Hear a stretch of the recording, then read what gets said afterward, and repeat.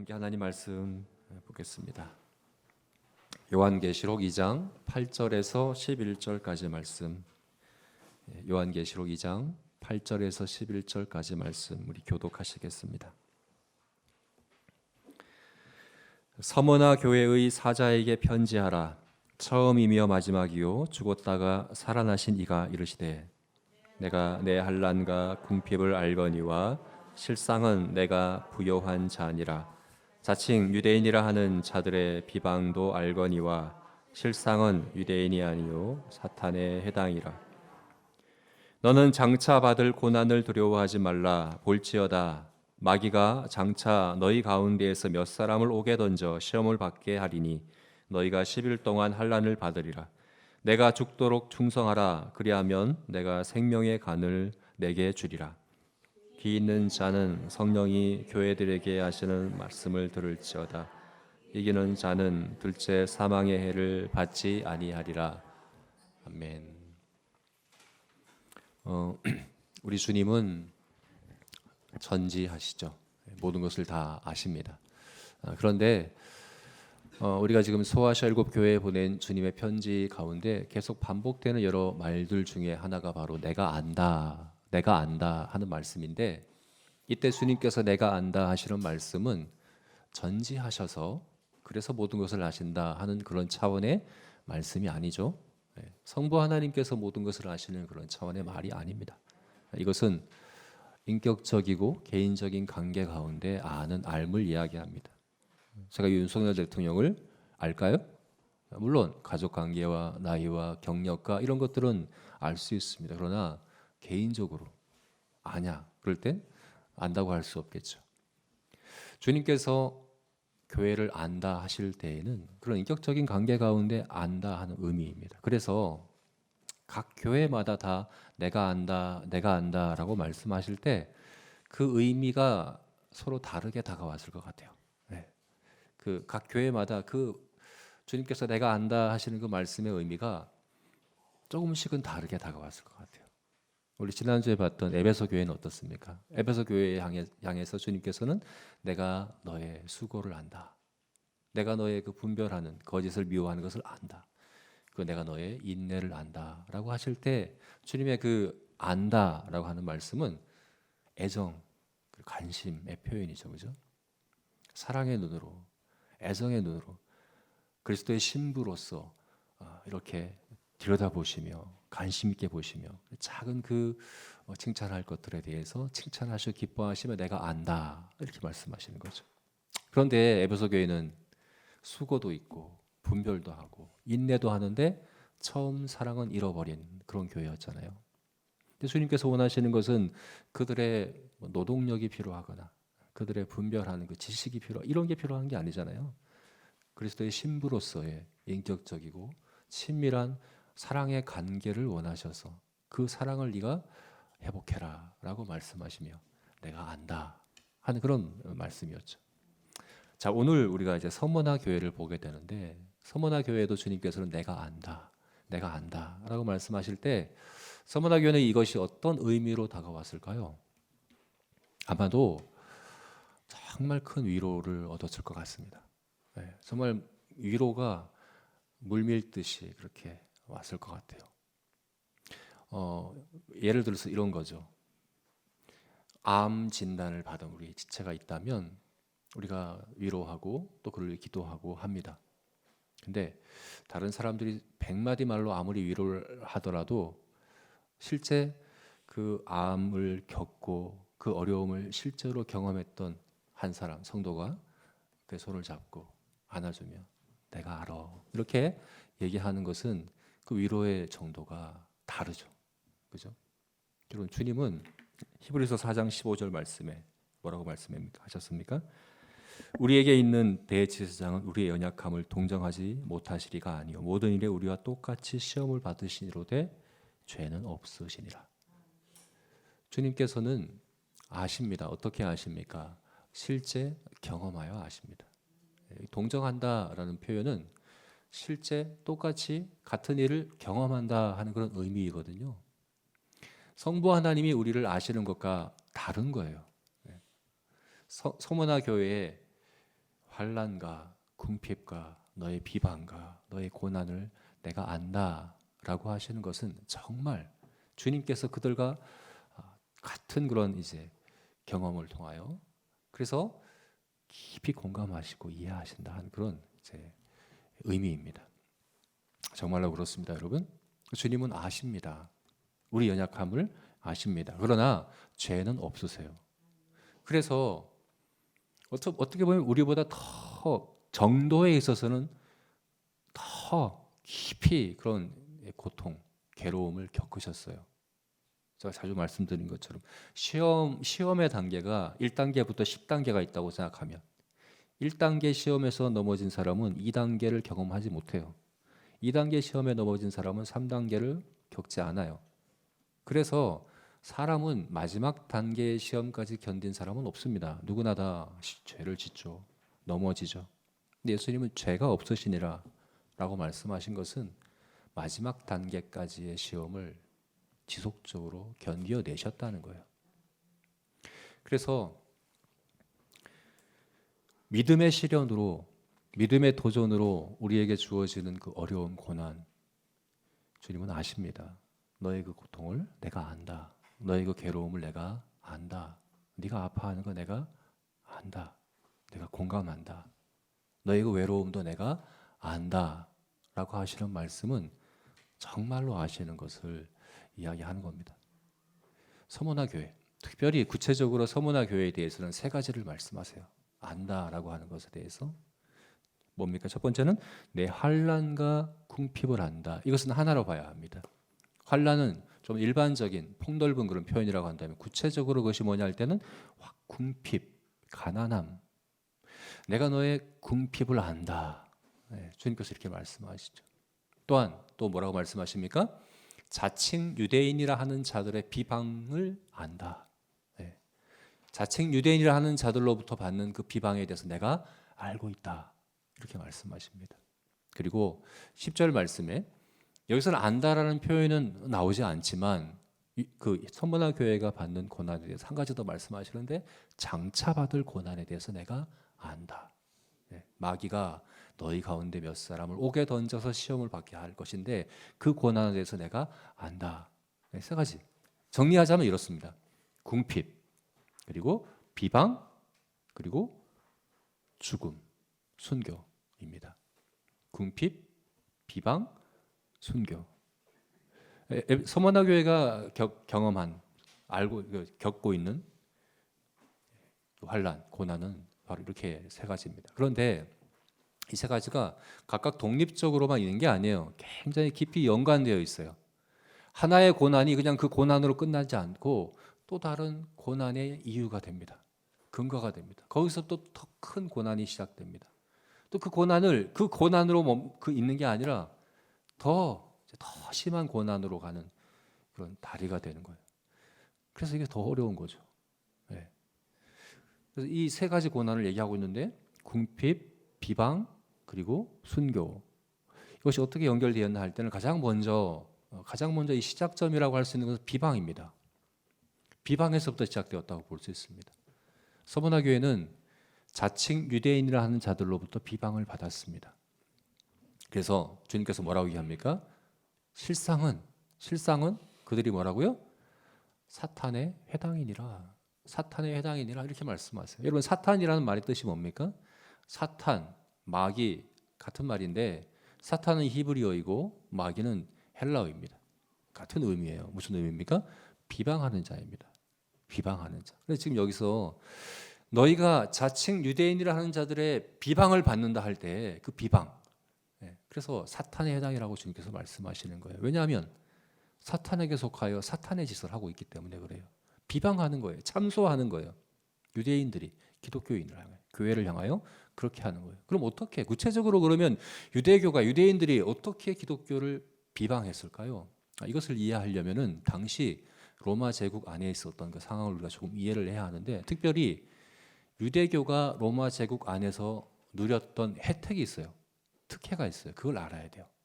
그게 뭐냐면 로마 황제를 신으로 제사하는 일에 있어서 유대교는 제외시켜줬어요.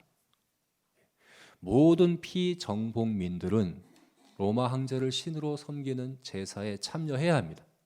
그런데 유대교만은 예외로 인정해 줬어요. 왜 그랬을까요?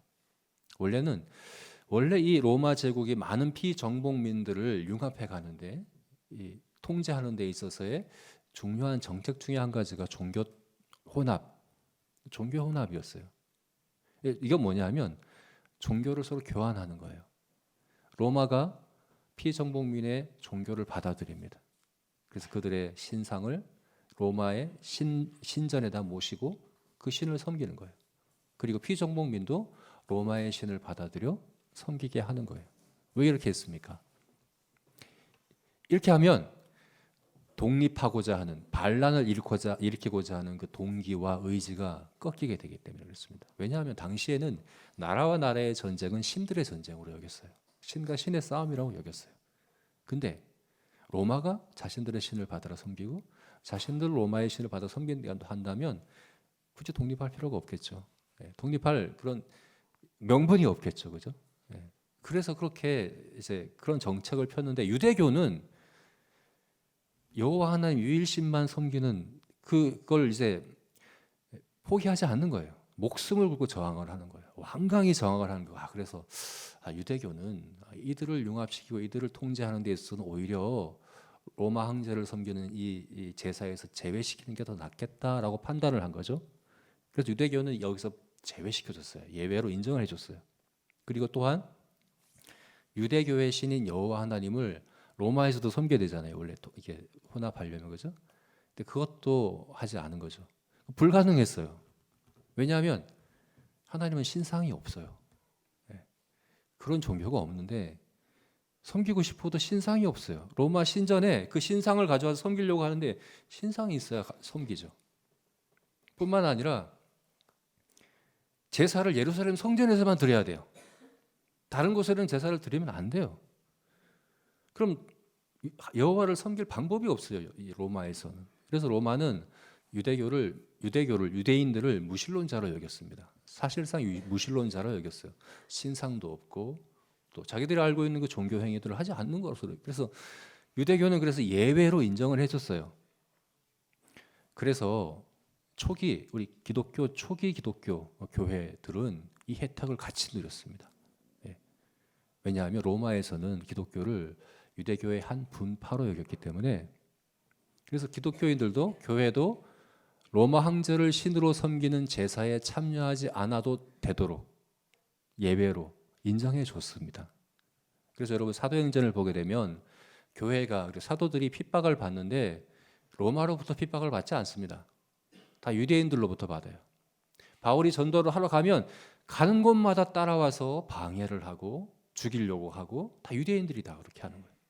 오히려 로마는 그렇게 불법적으로 폭력을 행사할 때, 유대교가 행사할 때 보호하는 역할을 해준 게 바로 로마였었습니다.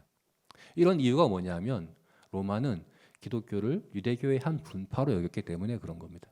근데 점점 시간이 흐르면서 네로 황제 다음에 오늘 이 사도 요한계시록은 도미티안 황제라고 하는 로마 시대의 가장 극심한 핍박이 있던, 조직적인 나라로부터, 로마 공권력으로부터 그런 핍박이 있던 시대였거든요. 점점 바뀌어지는 거예요. 유대인으로부터가 아니라 로마로부터의 핍박으로 바뀌어집니다. 왜 그렇게 됐느냐? 유대인들의 비방이 있었기 때문에 그래요. 어떤 비방인가? 이들은 유대교가 아닙니다. 이들은 유대교가 아닙니다. 이들은 우리들의 해당에 속한 자들이 아닙니다. 그럼 어떻게 됩니까? 기독교는 더 이상 로마 황제를 신으로 섬기는 제사에서 제외될 수가 없었어요. 로마 황제를 신으로 섬기는 일에 참여해야만 하는 거죠. 만약 그걸 거부하면 어떻게 됩니까? 로마 황제를 신으로 섬기는 일을 거부하면 어떻게 합니까? 그것은 정치범이 되는 거예요. 반역자가 되는 거예요. 그래서 로마로부터 기독교인들에 대해서 주어진 핍박은 종교적인 차원이 아니라 사실 정치적인, 정치범들로 처형되었어요. 예수님도 십자가에 달려 죽으신 것이 정치범들이 그렇게 처형당하는 거거든요. 그래서 많은 기독교인들이 십자가에 달려 죽고 화형당해서 죽고, 이 서머나 교회의 당시 이제 감독, 이 폴리캅이라고 하는 감독이 유명한 순교자인데 폴리캅도 화형당해서 죽었습니다. 산채로 불에 태워져서 죽었습니다. 뿐만 아니라 원형 경기장에 굶주린 맹수들을 풀어놓아서 산채로 잡아먹혀서 죽고 수많은 기독교인들이 죽었는데 다 정치범으로 그렇게 된 거예요. 네. 근데 이게 어디서 시작되었다고요? 유대인들의 비방에서 시작되었다는 겁니다. 이들은 유대교가 아닙니다. 이들은 로마 제국에 대항하는 반역자들입니다. 이렇게 비방하고 고발하고 하는 일들이 있었던 거예요. 근데 특히나 이 서머나라고 하는 이 도시는 유대인이 많은 곳이었습니다. 유대인이 아주 많이 있었던 곳이었고 유대인들이 많은 영향력을 행사하는 곳이 바로 서머나였기 때문에 서머나 교회 성도들은 바로 이와 같은 유대인들로부터 이런 공격에 이런 가장 크게 고난을 당할 수밖에 없었던 것이죠. 그런데 그 유대인들로부터 그런 비방이 거기에서 그친 게 아니라 어떤 환란으로 갑니까? 궁핍함으로 이어지는 거죠. 궁핍함으로 이어집니다. 이 서머나라고 하는 도시는요, 아주 큰 무역항이었습니다.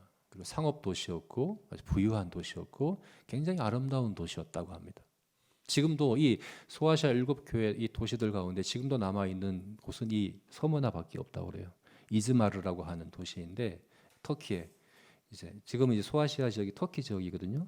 저번에 지진 났던 그곳인데 이것이 또 뭘로 유명한가 하면 황제 숭배로 굉장히 유명한 도시였습니다. 유대인들도 많고 황제 숭배도 유명. 왜냐하면 이 황제 숭배를 하기 위한 신전을 짓는데 각 로마 제국의 그 도시들이 경쟁을 했어요. 그 신전을 지을 그 자기들의 도시에 신전을 유치하고자 경쟁을 벌여서 그것을 이겨낸 정말 황제의 신전이 지어진 도시가 바로 이 서머나였었습니다. 그렇게 되면 이 황제 숭배는요 그냥 하나의 종교 의식이 아니에요. 이것은 정치, 사회, 경제, 문화 모든 전반을 이 황제 숭배를 중심으로 치밀하게 사회가 짜여지게 돼요. 그러니까 이 서머나 도시는 서머나에서 사회생활을 하려면 황제 숭배를 하지 않고는 할 수가 없어요. 특히나 경제생활, 경제활동이 그렇습니다. 직장을 얻을 수가 없습니다. 개인적으로 장사도 못합니다. 왜냐하면 상인조합조차도 황제 숭배를 기반으로 되어 있기 때문에 황제 숭배를 안 하려고 하면 직업을 얻을 수 없어요. 수입이 없어요. 그들의 집이 뺏기고 재산을 뺏기고 하는 일도 있었겠지만 근본적으로는 돈을 벌 수가 없어요. 경제 활동을 할 수가 없어요. 그래서 가장 부유한 도시인 서머나에서 기독교인들은 점점점 가난해질 수밖에 없었어요. 점점점 궁핍해질 수밖에 없었던 것이 바로 이 황제 숭배에 참여하지 않는, 그걸 거부하기 때문에 그렇게 되어졌던 것이죠. 근데 여러분, 거기에만 그치지 않습니다. 너희의 장차 있을 고난도 있다라고 말씀하죠. 그 고난이 뭡니까? 마귀가 너희 중에 몇 사람을 옥에 던져 시험을 받게 할 것이다. 여러분, 그런데 이 옥에 던진다는 게 우리가 생각하는 것처럼 감옥에서 징역 사는 것을 생각하면 안 됩니다. 왜냐하면 당시에 로마에는 징역형이 없었습니다. 그러니까 몇 년형, 교도소에서 몇 년 동안 그렇게 살면 벌 받고 마는 것이 아니에요. 그런 형이 없었어요. 옥에 갇힌다는 건 딱 두 가지 경우입니다. 미결수, 재판을 앞두고 잠시 가둬놓는 거. 또 하나는 처형하기 전에 가둬놓는 거. 두 가지밖에 없었어요. 그럼 옥에 가둔다는 건 뭡니까? 재판을 받기 위해서 갇혀 있는 것이거나 원형 경기장이나 화형이나 십자가에 처형되기 전에 갇혀 있는 그 경우밖에 없었어요. 마귀가 너희 중 몇 사람을 옥에 집어 넣을 것이다는 순교를 의미합니다. 그래서 네가 죽도록 충성하라라고 주님께서 말씀을 하는 거죠. 자, 그렇게 서머나 교회는 비방과 궁핍과 순교에 이르는 아주 혹독한 핍박을 받았던 교회가 바로 고난받는 교회가 서머나 교회입니다. 근데 서머나 교회는 책망이 없어요. 7교회 가운데 칭찬만 있는 교회가 2교회가 있죠. 서머나 교회와 빌라델비아 교회인데 서머나 교회는 하나님 주님께서 칭찬만 하세요. 그러면 우리와는 좀 다른 교회 아닌가? 전에 말씀드린 것처럼 소아시아 7교회 모두가 다 지금 모든 시대의 모든 교회를 향한 것이고 우리도 사실 서머나 교회에 대한 말씀도 우리에 대한 말씀으로 우리가 받아들이고 적용해야 하는데 우리는 이런 고난이 없지 않습니까? 이렇게 생각할 수 있겠죠, 그죠? 그러나 물론 정도에 있어서는 차이가 있겠지만 여러분 디모데후서 3장 12절 말씀에 뭐라고 말했습니까? 무릇 그리스도 예수 안에서 경건하게 살고자 하는 자는 박해를 받으리라. 무릇 누구나 다 그리스도 예수 안에 살고자 하는 모든 사람들은 경건하게 살고자 하는 모든 사람은 박해를 받는다라고 말했습니다. 이 종류도 사실 크게 다르지 않다고 봅니다. 저는 먼저 비방. 물론 기독교가 잘못한 일이 많아서 개독이라고 욕을 먹기도 하지만 잘못해서만이 아닙니다. 주님께서 세상이 너희를 미워하면 너희보다 나를 먼저 미워한 줄로 알라라고 말씀하셨던 것처럼 그리스도 안에 있으면 미워합니다. 비방합니다. 혐오하는 일들이 일어납니다. 내가 신앙을 갖고 믿음으로 그리스도 안에서 살려고 노력하면 그것 때문에 손가락질 받는 일을 지금도 우리가 겪게 되는 것이 당연한 겁니다. 그죠? 우리도 해당되는 겁니다. 궁핍. 물론 서머나 교회처럼 신앙 때문에 직장도 갖지 못하고 아예 경제 활동을 할 수 있는 모든 기회가 제한되는 것은 아니라 하더라도 우리가 믿음으로 살아가기 위해서 어쩔 수 없이 포기해야 되고 손해 봐야 되고 기회가 제한될 수밖에 없는 것들이 있죠. 분명히 있습니다. 믿음 때문에 손해봐야 될, 포기해야 될 경제적인 그런 어려움들이 분명 우리에게 있을 수 있습니다. 순교, 물론 순교까지는 우리가 당하지는 않는다고 하더라도 여러분 사도 바울은 육체의 가시, 불치병이 있었어요. 자기 육체의 가시를 사탄의 사자라고 표현했습니다. 여러분 우리가 각자가 겪는 육체적인 질병 또 경제적인 어려움, 관계에서의 어려움 그것이 무엇이든지 간에 그게 믿음의 도전으로 믿음의 시험으로 오는 것이라고 한다면 그것도 또한 서머나 교회가 겪은 그 시험과 같은 거라고 볼 수 있습니다. 여러분 성도는 누구든지 그리스도 예수 안에서 경건하게 살고자 하는 자들은 이와 같은 어려움들을 누구나 다 겪습니다. 고난은 현실입니다. 그래서 우리는 고난에 대한 바른 태도를 배워야 합니다. 주님께서는 오늘 그 고난 받는 성도, 교회, 서머나 교회에게 이렇게 편지하시는 거예요. 내가 안다. 내가 알고 있다. 여러분 믿음 때문에 그리스도 예수의 이름 때문에 겪고 있는 어려움, 아픔, 괴로움 주님께서 아신다라고 말씀하십니다. 내가 알고 있다. 그런데 여러분 그냥 안다는 차원만이 아닙니다. 내가 공감해, 내가 이해해, 내가 다 알아. 이것만 해도 사실 많은 위로가 되는데 주님은 그것만 말씀하시지 않죠. 주님은 서머나 교회에게 뭐라고 말씀하십니까? 자신을 어떻게 밝히십니까? 나는 뭐라고 말씀하십니까? 처음이요 마지막이며 처음이며 마지막이요 죽었다가 살아나시니다. 이렇게 말씀하세요. 특별히 이게 고난 가운데 있는 서머나 교회의 의미 있는 이름입니다. 의미 있는 주님의 모습이죠. 주님을 그렇게 밝히시는 거예요. 왜 그렇습니까? 이게 고난과 깊은 관련이 있습니다. 우리가 부활절 때 사실 이 말씀을 나눴었어요. 그죠?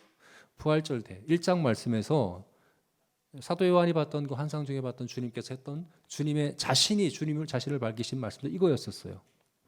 나는 알파와 오메가다. 나는 처음이요 마지막이다. 나는 죽었다가 살아난 자다. 이 두 가지가 왜 고난과 깊은 관련이 있느냐?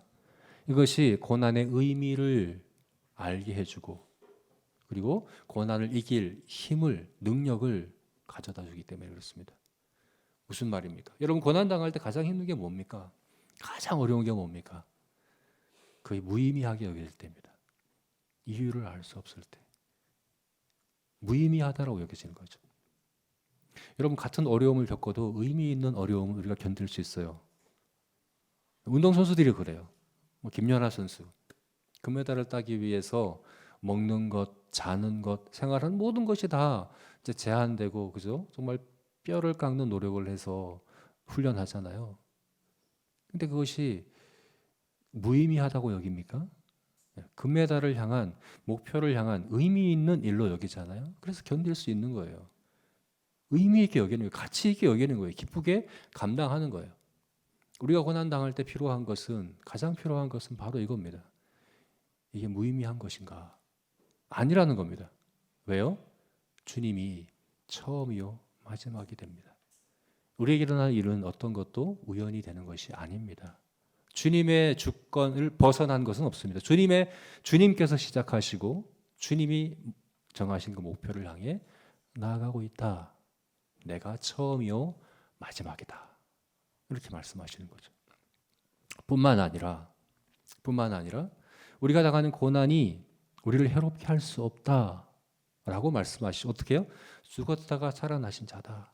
이게 무슨 말입니까? 여러분 사망이 우리에게 해로운 이유는 뭡니까? 사망이 죽음을 우리가 두려워하는 근본적인 이유는 이것이 하나님의 심판이기 때문에 그래요.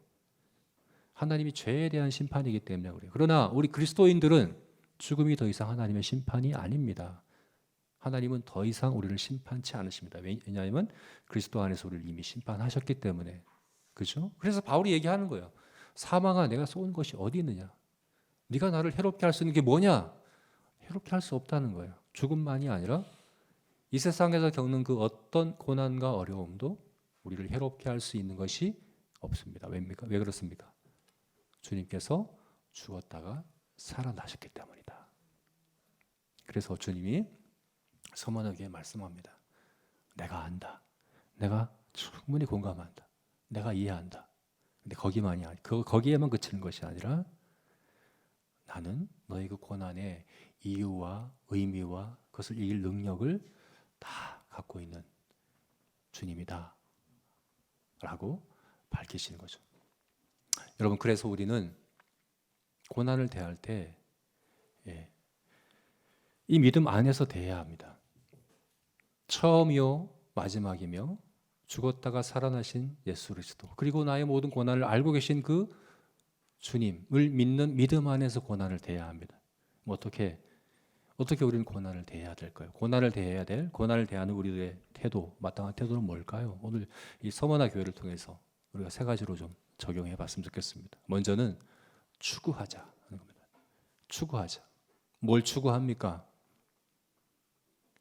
진정한 부유함을, 진정한 부를 추구하자 하는 겁니다. 여러분 주님께서 서머나 교회에게 내가 내 환난과 궁핍을 안다. 그런데 뭐라고요? 실상은 내가 부유한 자니라 라고 말씀하시잖아요. 여러분 우리가 고난을 당할 때 잘못 이해하시면 안 되는 게 우리가 궁핍을 추구해야 되는구나. 내가 고난을 추구해야 되는구나. 이렇게 생각하시면 그건 잘못 생각하시는 겁니다. 여러분 가난은 추구해야 될 게 아닙니다. 그건 불교입니다. 불교. 무소유, 가난. 그건 불교에서 얘기하는 거예요. 우리는 가난을 추구하지 않습니다. 오히려 성경에서 하나님은 가난을 미워하셔요. 성도가 궁핍한 것을 싫어하세요. 구약 성경을 보게 되면 끊임없이 하나님이 나는 가난한 자들의 편이다. 나는 가난한 자들과 함께 있다라고 말씀하세요. 그리고 이스라엘 백성들의 그 사회를 선지자들을 통해서 책망하실 때 그 기준이 뭐냐면 가난한 자들, 궁핍한 자들, 힘없는 사회적 약자들을 어떻게 대하는가에 대해서 주님께서 끊임없이 책망하시고 말씀하세요. 하나님의 형상으로 지음받고 또 하나님의 택한 백성인 우리가 궁핍한 것은 주님께서 원치 않으세요. 그래서 우리가 내가 가난을, 궁핍을 추구해야 되겠다라고 생각하면 그것은 잘못 생각하는 겁니다. 우리는 뭘 추구해야 됩니까? 진정한 부를 추구해야 합니다. 주님께서 서문화 교회에게 말씀하시는 거예요. 너는 궁핍한 자다. 그러나 실상은 네가 부유한 자다. 기준이 다른 거예요. 물질주의적인 유물론적인 세계관으로 보자면 가난한 자가 맞아요. 그런데 그 기준만 있는 게 아니라는 거예요. 또 다른 기준이 있는데 그 기준으로 볼 때, 그 잣대로 볼 때 너는 부유한 자다. 너는 정말 부한 자다라고 말하고 있는 거죠. 우리가 진정한 부를 추구한다는 거 바로 그거죠. 여러분, 이 세상의 그 세계관을 좇아서 물질주의적인 유물론적인 이런 세계관을 좇아서 부한 자가 되자는 것이 아니라 주님께서 말씀하시는 이 잣대를 따른 부와 이것을 추구해야 한다는 거죠. 여러분, 서머나 교회가 고난받는 것은 바로 그 이유 때문입니다. 서머나 교회가 궁핍한 것은 궁핍을 추구해서가 아니라 진정한 부를 추구해서 그런 겁니다. 그 부가 뭘까요? 바로 오늘 본문에서는 10절과 11절 말씀에서 10절 말씀에서는 그것을 생명의 관이라고 말씀되고 있고 11절 말씀에서는 둘째 사망의 해를 받지 않는다라고 말씀했죠. 여러분, 둘째 사망의 해가 뭡니까? 첫째 사망은 우리 육신이 죽는 거예요. 이 세상에서 누구나 다 죽잖아요. 그죠? 신자든 불신자든 누구나 다 죽습니다. 이것을 첫째 사망이라고 얘기하죠. 둘째 사망은 뭡니까? 하나님 앞에서 심판받음으로 지옥에 심판을 받는 것을 얘기하죠. 영원한 멸망 가운데 심판받는 그게 둘째 사망이에요. 근데 성도는 그 둘째 사망이 없다라고 말씀하는 겁니다. 여러분, 그래서 생명의 간을 얻을 것이다. 이게 반대죠, 그죠? 둘째 사망의 반대는 뭡니까? 생명의 간. 이게 당시 운동 선수들은 메달이 아니라 관을 받았어요. 월계 관을 받았어요. 운동 선수들이 그것처럼 성도는 추구합니다. 관을 얻기를 추구합니다. 그것은 바로 생명, 영생, 천국에서의 그런 참된 복. 달리 표현하자면 하늘에 쌓는 보화, 보물. 이걸 얘기하는 거죠. 이걸 추구해야 한다라고 얘기하고 있는 겁니다. 여러분, 짐 엘리엇이라고 에콰도르의 선교사로 갔다가 순교한 짐 엘리엇이 남긴 유명한 말이 있지 않습니까? 잃을 수 없는 것을 얻기 위해 지킬 수 없는 것을 내드리는 것은 바보가 아니다. 다시 말해서 잃을 수 없는 것, 이게 뭡니까? 생명입니다. 둘째 사망에 이르지 않는 겁니다. 그건 이루면 안 되는 거잖아요. 그것을 얻기 위해서 가질 수 없는 것, 사실 첫째 사망 이후에는 다 나아야 되는 거잖아요. 가질 수 없는 거예요. 잠깐 우리 손에 쥐고 있는 것들이잖아요. 그걸 내려놓는 것은 바보가 아니다 라고 얘기했습니다. 그래서 짐 엘리엇은 순교당한 것을 잃어버린 것이라고 생각하지 않았습니다. 여러분, 고난 가운데 있을 때 잃어버리는 것이 아니라 얻는 것을 바라봐야 합니다. 나는 무엇을 얻고 있는가? 난 이 고난 가운데서 내가 추구하고 있는 것이 뭔가? 난 지금 그것을 향해 나아가고 있는가? 그것을 바라봐야 하는 것입니다. 그러므로 여러분, 고난 가운데 있을 때 잃어버릴 수 없는 이 고난을 통해서 내가 얻고 있는 그것을 바라볼 수 있는 저와 여러분이 되시기를 주님의 이름으로 축원합니다. 두 번째는 당연하게 여기자. 당연하게 여기자. 여러분, 오늘 본문에서 10절 말씀에 주님께서 네가 장차받을 고난에 대해서 말씀하십니다. 장차받을 고난. 그러니까 아직 받진 않았는데 앞으로 받을 고난에 대해서 미리 말씀해 주셔요. 왜 미리 말씀해 주십니까? 그 고난이 당했을 때 그것을 이상하게 여기지 않고 당연하게 받아들이도록 하기 위해서 그런 거죠. 베드로전서 4장 11절 말씀에 사랑하는 자들아 너희를 연단하려고 오는 불시험을 이상한 일 당하는 것처럼 여기지 말라. 이상한 일 당하는 것처럼 여길 게 아니라 당연하게 여겨라 라고 얘기하는 거죠. 고난을 당연하게 여기라고 말씀하는 겁니다. 실제로 사도행전을 보게 되면 사도행전 5장을 보게 되면 사도행전 5장 41절 말씀에 사도들은 그 이름을 위하여 능력받는 일에 합당한 자로 여기심을 기뻐하면서 공회 앞을 떠나니라. 여러분 이 말씀이 중요한 이유가 뭐냐면 지금 사도행전 5장 이전까지 교회는 계속 승승장구만 했어요. 전도하니까 하루에 5천 명이 회개하고 3천 명이 세례를 받고 교회가 기하급수적으로 폭발적으로 성장하고 성전 비문에서 나면서부터 안전뱅이였던 자에게 손을 얹어 명하니까 그대로 일어나서 걷고, 그래서 사람들이 다 교회를 칭찬하고 성도들은 자기들의 소유를 자기 것으로 여기지 않고 서로 나누고 정말 정말 성공적인 거예요. 그죠? 근데 이제 그때 제자들이 사도들이 불안한 거죠. 왜 그렇습니까? 주님께서 이 세상에서 우리가 핍박받는다고 했는데, 고난받는다고 했는데, 그리스도 안에서 경건하게 살고자 하는 자에게는 환난이 있다고 했는데 왜 우리는 그런 게 없고 성공하기만 할까 하는 불안함이 있었던 것 같아요. 근데 5장에 가서 드디어 공회 앞에 끌려가서 핍박을 받게 돼요. 그러니까 그때 가서 뭐라고 얘기합니까? 기뻐했다라고 얘기합니다. 내가 그리스도 안에 있는 게 맞구나. 여러분 고난이 없으려면 그리스도 안에 없으면 됩니다. 서머나 교회가 비방과 궁핍과 순교 안 당하는 방법 간단합니다. 아까 말씀드렸듯이 서머나 교회 감독이었던 폴리캅이 순교 당할 때, 화형 당할 때 그때 물어봤습니다. 네가 한 번만 그리스도를 주님이 아니라고 부인해라. 시저를 주님이라고 고백해라. 그러면 너는 한 번만 하면 된다. 한 번만 눈 딱 감고 한 번만 하면 순교 당하지 않아도 돼라고 얘기할 때 폴리캅은 그럴 수 없다고 얘기했습니다. 주님께서는 나에게 한 번도 신실하지 않은 적이 없는데 내가 어떻게 주님을 부인합니까? 라고 얘기하며 순교 당했습니다. 원래는 원형 경기장에서 처형당하기로 되어 있었는데 너무 편한 죽음이라고 생각해서 불에 태워서 죽였다고 하는데 바람이 불어서 빨리 안 죽는 거예요. 계속 고통당하다가 칼에 찔려서 보다 못해서 로마 군인들이 이렇게 죽였다고 합니다. 여러분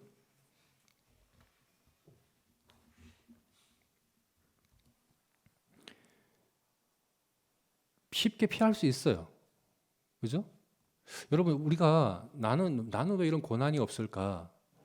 혹시 주님의 이름 안에 살고자 하는 것에 있어서 타협하고 있기 때문은 아닌가?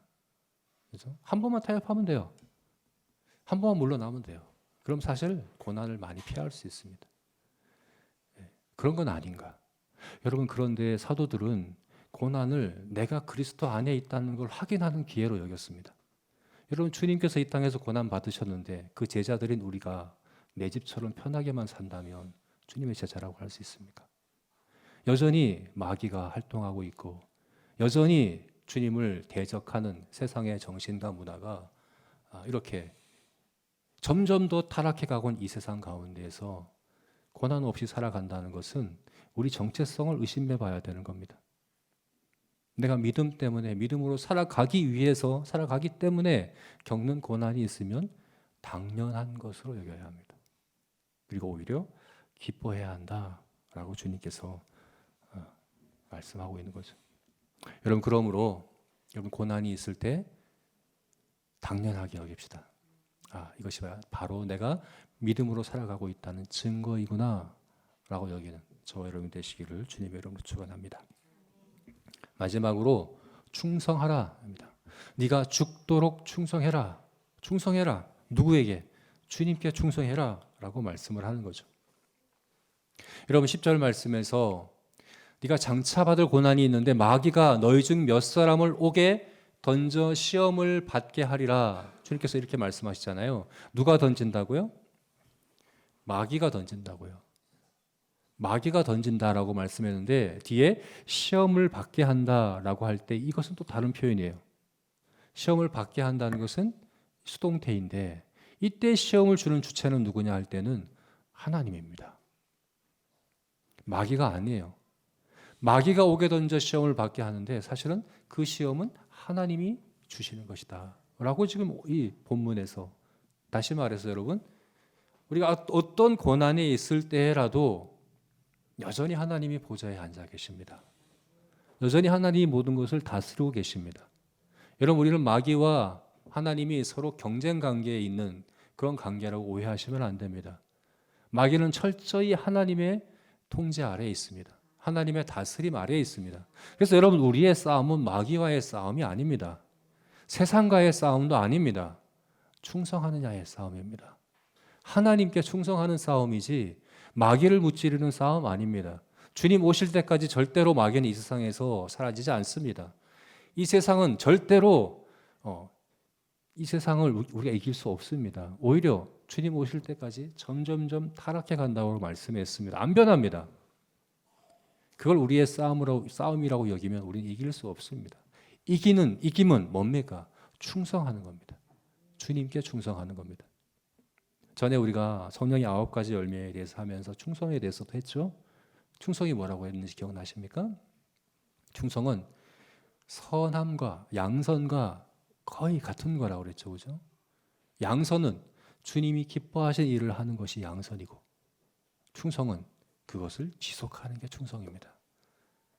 끝까지, 마지막에서야 드러나는 게 충성입니다.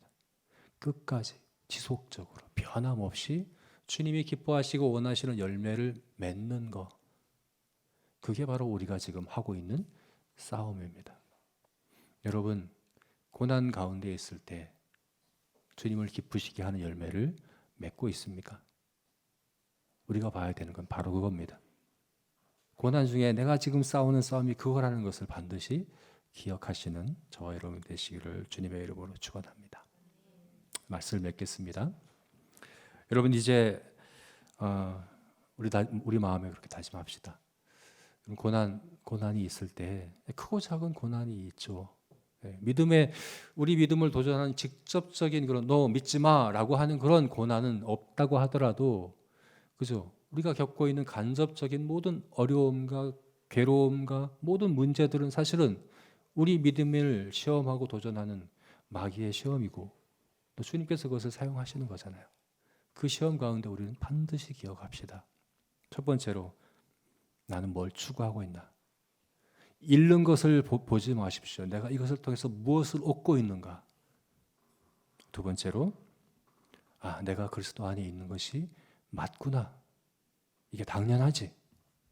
세 번째는, 내가 주님이 기뻐하시는 열매를, 어떤 열매를 이 고난 가운데 맺어야 할까 바라보시고, 또 그렇게 고난 가운데 정말 이기는 저와 여러분이 되시기를 주님의 이름으로 축원합니다. 아멘. 우리 같이 기도하시겠습니다.